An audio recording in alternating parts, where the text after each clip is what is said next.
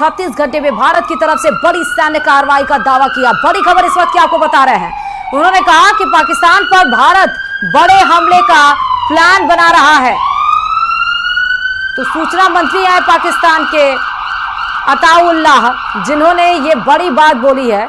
उन्होंने कहा है कि 24 से 36 घंटे में भारत की तरफ से बड़ी सैन्य कार्रवाई का दावा किया गया है।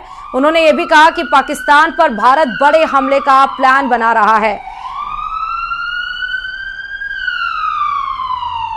Pakistan has credible intelligence that India intends carrying out military action against Pakistan in the next 24 to 36 hours. Pahalgam आतंकी हमले के बाद पाकिस्तान के मंत्री और नेता भारत से जंग का इंतजार कर रहे हैं। उन्हें पता है कि भारत में मोदी है और बदला जरूर होगा। यही वजह है कि पाकिस्तान आर्मी मोर्चेबंदी की तैयारी में जुट गई है। लेकिन बड़ी खबर यह है कि भारत के बदले की कार्रवाई से पहले ही पाकिस्तान की सेना में भगदड़ मच गई है। देखिए रिपोर्ट।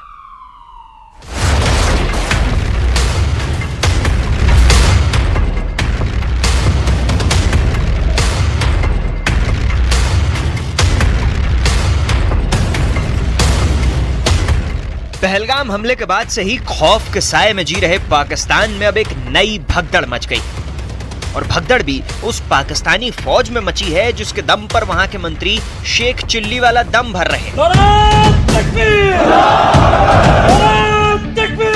कभी जंग जीत लेने के हवाई दावे तो कभी परमाणु बम वाली गीदड़ फपकी। इस वक्त पाकिस्तान के हुक्मरान बस यही राग अलाप रहे हैं।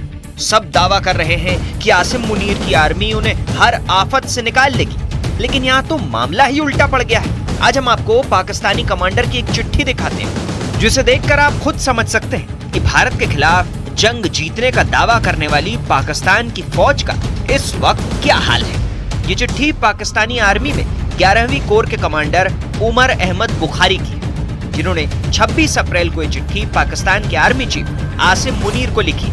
लेकिन उससे पहले आपको पाकिस्तान के एक पत्रकार की बात सुनाते हैं कि कैसे पहलगाम हमले के बाद डरा पाकिस्तान अपने रिटायर्ड फौजियों से संपर्क साध रहा है। पाकिस्तान शायद Guinness book of world record में आ जाए कि इसने एक रात में 40 लाख फौजियों की तादाद में इजाफा कर लिया है। और ये 40 लाख फौजी कौन से हैं? ये एक्स सर्विसमैन है। पाकिस्तान के अंदर एक सोसाइटी है जिसको कहते हैं एक्स सर्विसमैन सोसाइटी। ये वो फौजी हैं जो मुख्तलिफ औकात में अफवाज पाकिस्तान का हिस्सा रहे हैं और उसके बाद ये रिटायरमेंट की जिंदगी गुजार रहे हैं और अपने अपने घरों में, अपने अपने देहात में, अपने अपने गांव में। तो एक्स सर्विसमैन जो है उसके जो मेंबर्स हैं उनकी टोटल तादाद 40 लाख है। उन्होंने अपने तमाम मेंबर्स को कहा है कि फौरी तौर पे आपके पास अगर यूनिफॉर्म है तो उसको इस्त्री कर लें, अगर आपके पास कोई वेपन है तो उसको आप तेल लगा लें, उसको आप तैयार कर लें, और जो ही हमें अफवाज पाकिस्तान कहेगी तो हमने फौरी तौर पर महाज पे जाना है। तो सुना आपने, खौफजदा पाकिस्तान भारत से मुकाबले के लिए क्या क्या कर रहा है। लेकिन बड़ा सवाल यह है कि क्या ये फौजी सच में पाकिस्तान के काम आएंगे?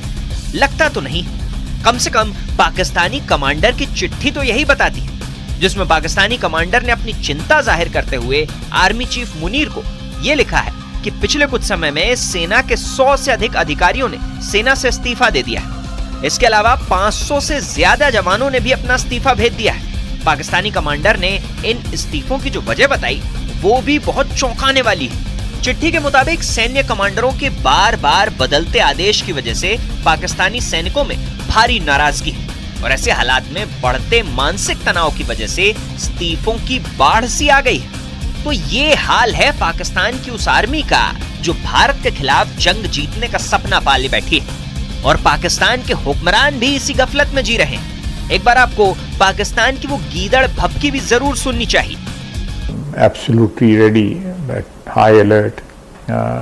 If there is a violation of our airspace or there is violation on the ground, if we are engaged in any way on the seas, we are prepared to respond, and inshallah we'll give a befitting response to India. I would still believe and very firmly believe that nuke will not be an option, because it will destroy both countries.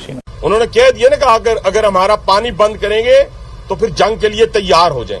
ये जो गोरी, शहीन, गजनवी, ये चौकों में सजाने के लिए नहीं हमने रखे हुए, ये हमने हिंदुस्तान के लिए रखे हैं बाबा। ये जो 130 एटॉमिक हमारे पास वेपन है, वो हमने सिर्फ मॉडल बनाने के लिए नहीं रखे हुए।